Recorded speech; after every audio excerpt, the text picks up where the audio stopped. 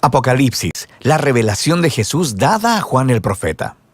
En el primer video exploramos la forma en la que Juan compuso esta profecía apocalíptica como una carta circular para las 7 iglesias de Asia Menor, para retar y consolar a esos cristianos que estaban sufriendo de apatía y de persecución bajo el Imperio Romano. También nos encontramos con el principal símbolo que Juan usa para identificar a Jesús, el Cordero Inmolado, quien conquistó a sus enemigos al morir por ellos. Él es quien abre el rollo conteniendo los propósitos de Dios de traer su reino a la tierra como existe en el cielo. La apertura del rollo trajo juicios de advertencia similares a las plagas de Egipto, y al igual que Faraón, las naciones no se arrepintieron. Luego, Juan introdujo el ejército multiétnico del Cordero y el rollo abierto reveló su extraña misión. Esta misión es seguir al Cordero llevando testimonio de la justicia y la misericordia de Dios a las bestiales naciones, incluso si eso les acarrea la muerte. Y ellos conquistarán a la bestia al entregar sus vidas, justo como lo hizo el Cordero. Y es esto lo que moverá a las naciones al arrepentimiento. En el resto del libro, Juan completará su retrato de esta bestia y de su guerra contra el pueblo de Dios y cómo termina esta historia. Después de las 7 trompetas, Juan interrumpe el ritmo de los 7 con una serie de visiones a las cuales él llama señales. La palabra literalmente quiere decir símbolos y estos capítulos están llenos de ellos.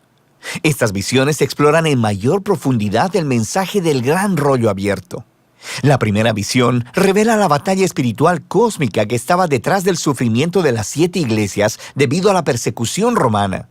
Es una manifestación de ese antiguo conflicto que comenzó en Génesis capítulo 3. La serpiente, que representa la fuente de toda maldad, se muestra aquí como un dragón. Ataca a una mujer y su simiente. Ellos representan al Mesías y a su pueblo.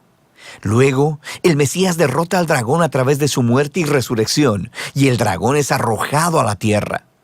Ahí, el dragón inspira odio y persecución hacia el pueblo del Mesías. Pero ellos conquistarán al dragón al resistir su influencia, incluso si él los mata. Juan está intentando mostrar a las iglesias que ni Roma ni ninguna otra nación o ser humano es el verdadero enemigo.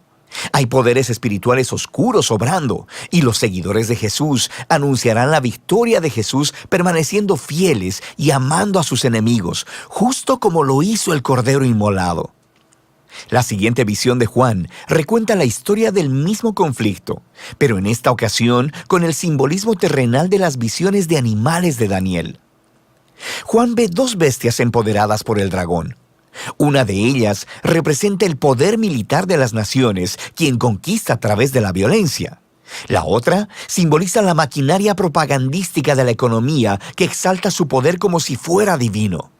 Estas bestias demandan una completa lealtad de las naciones, simbolizada por la colocación de la marca de la bestia y su número 666 en la frente o la mano. Ahora, esta es la infame imagen, y no descubrirás su significado leyendo titulares noticiosos.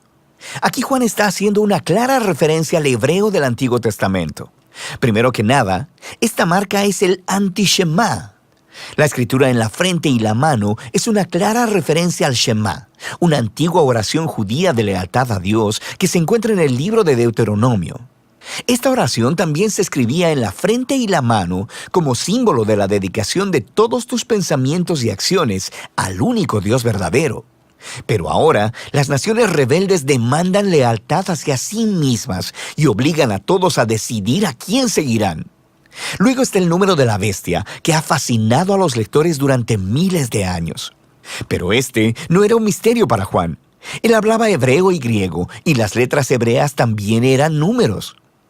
Si deletreas las palabras griegas Nerón, César y la palabra bestia en hebreo, cada una equivale a 666. Ahora, Juan no está diciendo que Nerón era el único cumplimiento de esta visión. Nerón es solo un ejemplo reciente del antiguo patrón presentado por Daniel, en el cual las naciones se convierten en bestias cuando exaltan su propio poder y seguridad económica como si fuera un dios falso, y luego demandan completa lealtad de las demás naciones. Así que Babilonia era la bestia en el tiempo de Daniel. Pero este imperio fue sucedido por Persia, Grecia y ahora por Roma en el tiempo de Juan, y lo mismo para cualquier nación posterior que actúe de la misma manera. Levantándose en oposición a las naciones bestiales y al dragón, está otro rey. Es el Cordero Inmolado. Él está con su ejército, quienes han dado sus vidas para seguirlo. Y de la Nueva Jerusalén sale su canto de victoria a las naciones, en lo que Juan llama el Evangelio Eterno. Y ellos llaman a todos a arrepentirse y a adorar a Dios y a salir de Babilonia, quien caerá, porque sus días están contados. Luego Juan mira una visión del juicio final. Está simbolizada por dos cosechas. Una es una buena cosecha de grano, mientras el Rey Jesús viene para reunirse con su pueblo fiel. La otra es una cosecha de uvas para hacer vino. Representa la intoxicación de la humanidad con el mal. Ellos son llevados al lagar y pisoteados. Ahora, a través de todas estas visiones de señales, Juan está poniendo una clara elección delante de las 7 iglesias. ¿Resistirán el engaño de Babilonia y seguirán al Cordero, o seguirán a la bestia y sufrirán su derrota? Ahora que la elección es clara, Juan continúa con un ciclo final de 7 juicios divinos simbolizados por el derramamiento de 7 copas. Ahora, sabemos por el rollo del Cordero y por las señales en forma de visiones que muchos de entre las naciones sí se arrepienten. Pero así como las plagas del Éxodo son repetidas y derramadas a través de las copas, hay muchas personas que no se arrepienten. Ellos se resisten y maldicen a Dios al igual que Faraón. Y todo esto lleva a la 6ª copa, formada por el dragón y la bestia, quienes reúnen a las naciones para hacer guerra contra el pueblo de Dios en un lugar llamado Armagedón. Esto se refiere a un llano al norte de Israel, donde Israel peleó muchas batallas contra naciones invasoras. Y algunas personas creen que esta 6ª copa se refiere a una batalla real del futuro. Otros piensan que es una metáfora de la justicia final de Dios sobre el mal. De cualquier modo, Juan claramente ha tomado imágenes del libro de Ezequiel sobre la batalla de Dios contra Gog. Gog era el símbolo de Ezequiel para las naciones rebeldes reunidas delante de Dios para enfrentar su justicia. Y eso es lo que viene en la 7ª copa. Es la 4ª y última representación del día del Señor, donde la maldad de las naciones es derrotada de una vez y para siempre. Ahora, Juan ha elaborado completamente el mensaje del rollo sin sellos del Cordero, y ahora regresa a expandir 3 temas claves que introdujo anteriormente: la caída de Babilonia, la batalla final para derrotar el mal y la llegada de la Nueva Jerusalén. Y cada uno de estos ilustra la venida final del reino de Dios desde un ángulo diferente. Entonces, primero tenemos la caída de Babilonia. Un ángel le muestra a Juan una mujer hermosa, vestida como una reina, pero borracha con la sangre de los mártires y de toda la gente inocente. Ella está cabalgando en la bestia dragón, mencionada en las señales de la visión. Es un símbolo de las naciones rebeldes y se le llama Babilonia, la prostituta. Los símbolos detallados de esta visión serían muy claros para los primeros lectores de Juan. Él está personificando el poder militar y económico del Imperio Romano, pero también está haciendo algo más. En esta visión, Juan ha mezclado palabras e imágenes de cada uno de los pasajes del Antiguo Testamento referentes a la caída de la antigua Babilonia, de Tiro y de Edom. Juan está mostrando cómo Roma es simplemente la versión más reciente del arquetipo del Antiguo Testamento de la humanidad en rebelión contra Dios. Ellos se reúnen y forman naciones que exaltan su propia seguridad económica y militar como un Dios falso. Esto no es algo limitado al pasado o al futuro. Es una representación de la condición humana a través de la historia. Diferentes Babilonias irán y vendrán hasta que llegue el día cuando Jesús regrese para reemplazar a Babilonia con su reino. Pero, ¿cómo vendrá el reino de Jesús? Hasta este punto, el día del Señor ha sido representado como un día de fuego, un temblor o una cosecha. Y ahora se representa como una batalla final y es contada 2 veces, resultando en la reivindicación de los mártires. Ahora, Juan nos regresa a la 6ª copa, donde las naciones estaban reunidas para oponerse a Dios, y de repente Jesús aparece. Él es el gran héroe. Él es la palabra de Dios cabalgando sobre un caballo blanco, y Él está listo para conquistar la maldad del mundo. Pero pon atención, Él está cubierto de sangre antes de que la batalla siquiera comience. Y eso es porque se trata de su propia sangre, y su única arma es la espada de su boca. Es una imagen adaptada de Isaías. Juan nos está diciendo que el Armagedón no será un baño de sangre. Más bien, el mismo Jesús que derramó su propia sangre por sus enemigos, ahora viene proclamando justicia. Él les pedirá cuentas a aquellos que se nieguen a arrepentirse de las maneras en que hayan participado en la destrucción del mundo bueno de Dios. Y el destructivo fuego de infierno que ellos han desatado en este mundo de Dios justamente se convierte en el destino designado por Dios para ellos.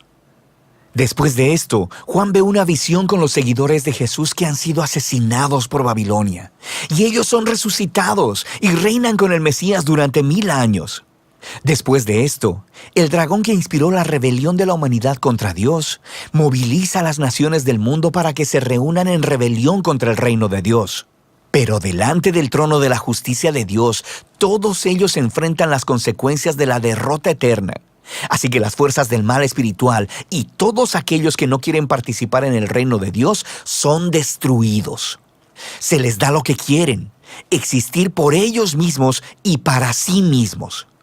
Y así, el dragón y Babilonia y todos los que los eligen son puestos en un aislamiento eterno y nunca más podrán corromper la nueva creación de Dios. Ahora, hay mucho debate sobre la relación de los 1000 años con esas dos batallas. Hay algunos que piensan que se refiere a una secuencia cronológica literal, el regreso de Jesús seguido por un reino de 1000 años en la tierra llamado el milenio, seguido del juicio final de Dios. Otras personas piensan que los 1000 años son un símbolo de la victoria presente de Jesús y los mártires sobre la maldad espiritual, y que las dos batallas representan el regreso futuro de Jesús desde dos ángulos diferentes. Cualquiera que sea la postura que tomes, el punto principal es claro.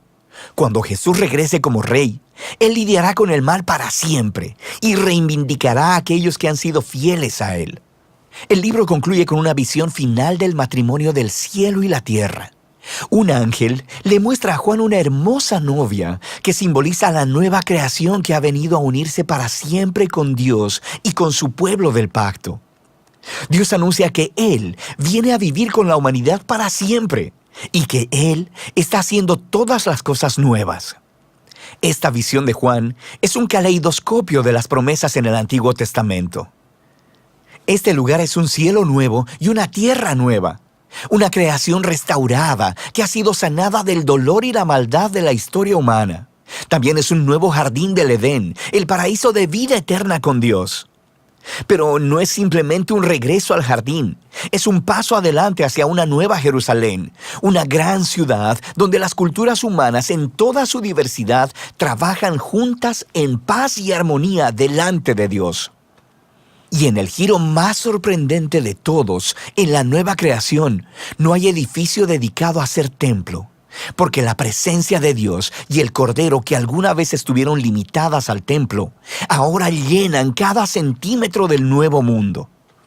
Y allí hay una nueva humanidad, cumpliendo el llamado que se les dio a los primeros humanos en la primera página de la Biblia. Reinar como imagen de Dios, colaborar con Dios en dirigir su creación hacia un territorio nuevo e inexplorado. Y así termina el Apocalipsis de Juan y la épica narrativa de toda la Biblia. Juan no escribió este libro como un código secreto para que descifres los tiempos del regreso de Jesús. Es una visión simbólica que produjo un reto y trajo esperanza a las 7 iglesias del primer siglo y después de ellas a cada generación de cristianos. Nos revela el patrón de la historia y la promesa de Dios en el sentido de que todo reino humano eventualmente se convierte en Babilonia y debe ser resistido en el poder del Cordero inmolado. Pero hay una promesa. Jesús, quien amó y murió por este mundo, no dejará que Babilonia esté fuera de control. Él regresará a quitar el mal de su mundo bueno y hará nuevas todas las cosas. Y esta es una promesa que debe motivar a cada generación del pueblo de Dios a ser fieles hasta que el Rey regrese. Y de eso se trata el libro de Apocalipsis.